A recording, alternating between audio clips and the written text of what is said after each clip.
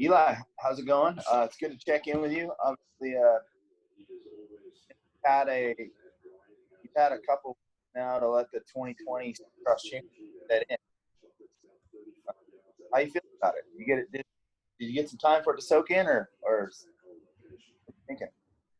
Oh yeah, I mean it's real now. It was so cool, and then just coming home and just being home is so good now for a few weeks now, and man, it's so awesome. I mean, just the way it all went. Um, I mean, we all saw it, at Salt Lake, and the way we were able to just to get through those rounds was really good for everyone and the sport itself. So. Man, it's and now we have something else to look forward to, right? And that's like the motocross. So that was just released to us yesterday, and that's huge news for us. Yeah, I think as a fan, it was super cool being able to watch you guys. I mean, there were some epic battles the last couple races. I know, Yeah. I know, but I know you wanted to win every race you could possibly win until it maybe come down to the final event. Then you got to play smart. But I know we've talked before, we've caught up on this, but your visit to Utah, where you guys were kind of racing a couple times a week and staying there for a whole month. I think it was 22 days or whatever it was. You probably got used to that schedule, but and the way that the racing was going and the points, did you kind of know at the end that you kind of had the thing in the bag, or were you still like, man, I got to push to the end? Well, I would say until I was up till basically a race, on those guys, basically past 20 points, I was pushing until that point. I didn't want to have any chance of going into the last round of being say within 5 to 10 points, right? Like I didn't want them to feel like they had a chance that way, right? That's when I think things turn wild, and when guys get a little bit desperate to try just crazy stuff, right? And you can't really blame them in that situation to try something. So that was my mindset in there, to like keep pushing to basically where it was out of reach without something really dramatic or a failure happen for them to have Yeah. a chance. You ever, when you were, you had some pretty good dices there the last couple of rounds with Cooper and a couple of the guys, and no one really gave you any fits, I don't think, just as a fan watching. But Cooper Webb was pretty aggressive at times. Did you ever have any inclination that you wanted to like back off a little and just kind of ride right behind him a little bit sometimes, or were you just like, look, I'm gonna beat you right now? So I mean, yeah, me and Cooper, we had multiple races like where we were so close, and a couple of those times he was just right in front of me. We had one, I think it was the late night race there. I caught him right at the end. We're so close, and then there's another race. We were running 1-2, so that was good racing for us. But yeah, it is hard. I mean, like the mud race, yeah, I was able to push the whole time, and I got him. And those other races, I was trying to, but it was almost like a little bit too late, kind of thing. So, man, well, there was really only one sketchy situation, was that first turn with him. yeah, I mean, it was pretty obvious that your fitness and your strength was equal or way, I would say way above his, because you gave him a lot of head starts, man. You really gave him a lot of head starts, and were able to come right back to, if not beat him, but right back to his bumper, So it was pretty cool to watch. So that had to be a really good confidence builder going into each race, and having them a couple days apart like that, you don't get a lot of time to worry about it. You just like, look, I have good confidence. We're going. Let's keep going. Let's keep riding this train. Well, I mean, we're all proud of you. It was an amazing championship.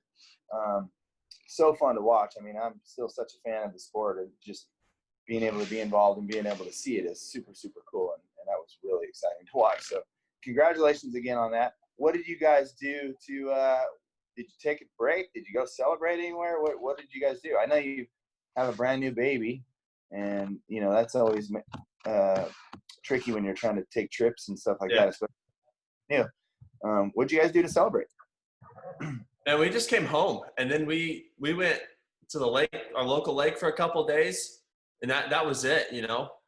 So no like big adventure, but staying home, a little bit of leg time, a little bit of fishing. So that's been really fun. And that's basically it, man.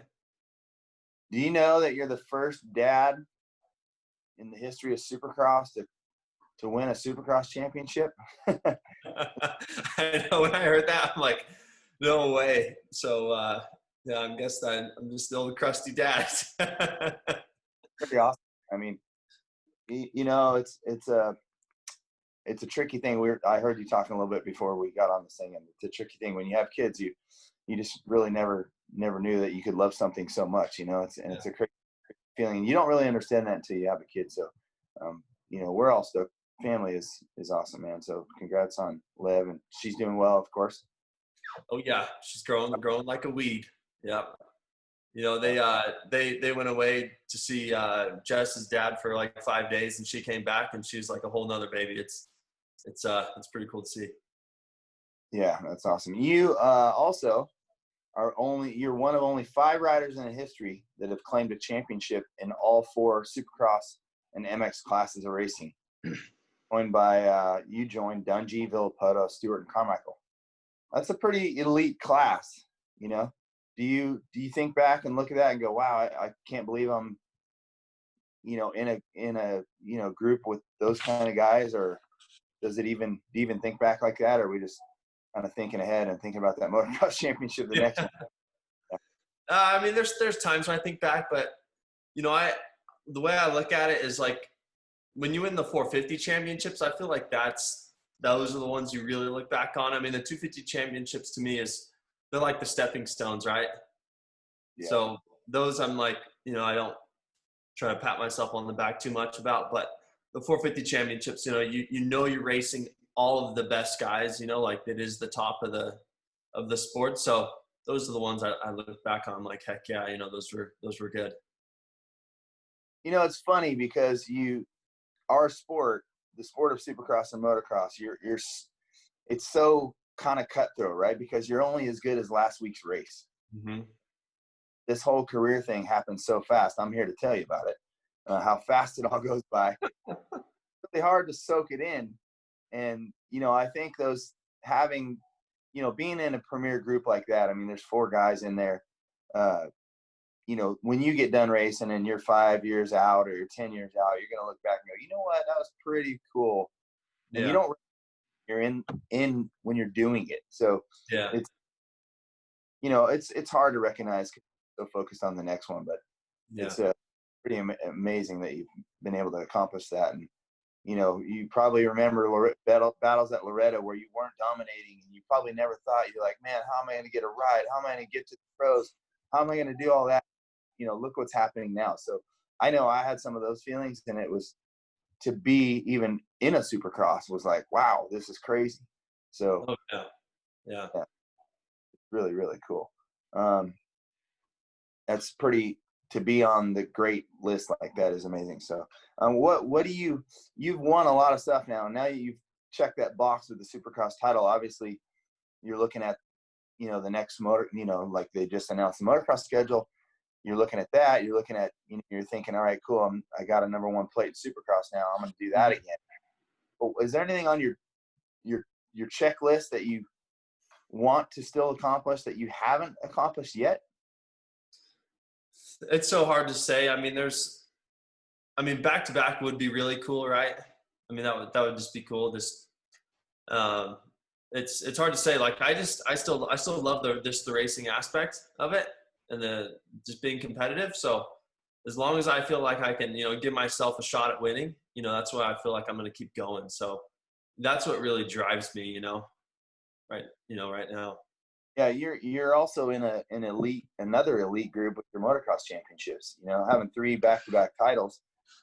Again, you're in an elite group of those guys. So let me ask you this, just my own personal question. You're awesome at outdoor, you're awesome at Supercross. Which one do you like better? You know, I go a ways with it. Like, man, it's hard to say. I mean, like, as a recent, maybe a little bit of Supercross. I've kind of got that bug. Like, I was testing some clutch parts, and I had to go over to the Supercross track this week to kind of like really feel it, just the way, we slip the clutch up the ramps or say use it out of a turn. You don't use that clutch quite as much on a motocross track. So, I enjoy both. It's good. I would say in our normal season, I kind of just like both because you're kind of once you're done with one, you kind of roll into the next and you're looking forward to something. But this year's been so funky. It's like, my mind's just been wrapped around the Supercross thing and it's kind of been hanging there. Well, what's funny is, what's funny about that is you think, your motocross career has kind of really flowed. It's kind of went, well, with the exception of the town crash, I guess. Yeah. Your motocross career after that and after you healed from that has really kind of flowed really well. Yeah. And, you've kind of had some weird things happen in Supercross before you got this Supercross championship. And you won races. So you're 6 on the all-time list, tied with Dungey, I think. And so it's an amazing feat to have that many wins. But I could see where you might think like, man, motocross is really kind of my favorite because I've had some of these hiccups in Supercross. But, winning is winning. I know for sure for me, I was always labeled, hey, you're Mr. Supercross guy. But I can tell you, when I won an outdoor race, I sure felt it. My body felt beat up. I felt exhausted. And so the sense of accomplishment for me was quite a bit more in outdoor. I don't know. Do you feel the same on that? Or I know you guys are going a lot faster and things are happening a lot quicker. Bikes are bigger. So do you feel the same thing? Yeah. There's the effort is different. Like it's just different, right? Like at the end of a motocross day, you're just drained, like done, right? Muscle tire done.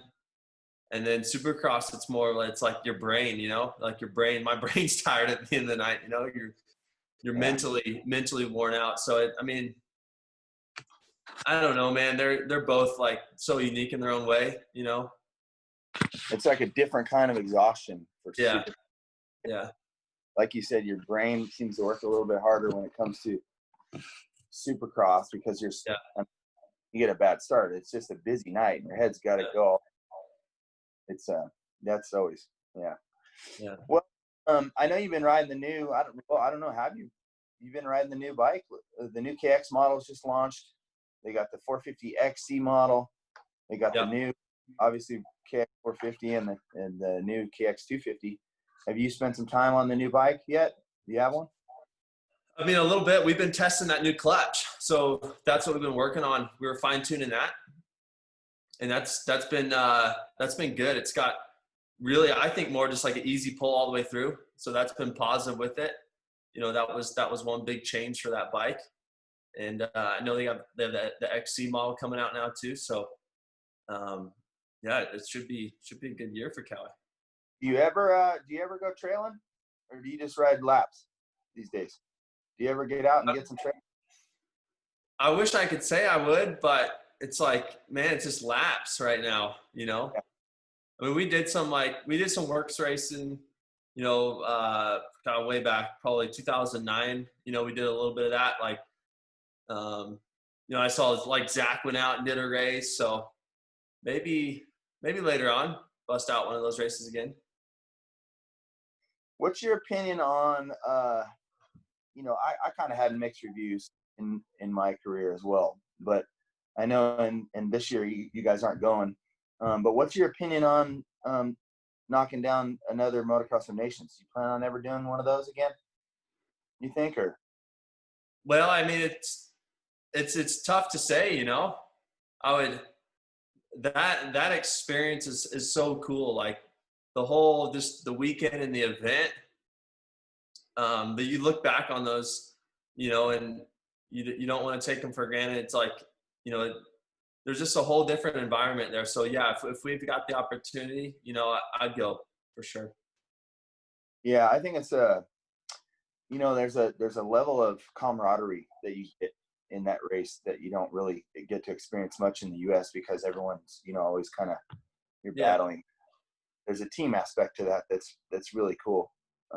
Obviously you got a lot of fans that would love to see you race that, but you guys are so busy throughout the year. And of course this year's a kind of a crazy year. So probably a good call to not be competing in that year. But anyways, yeah, that's that. Yeah. So what's your opinion of the motocross schedule? They just announced the motocross schedule.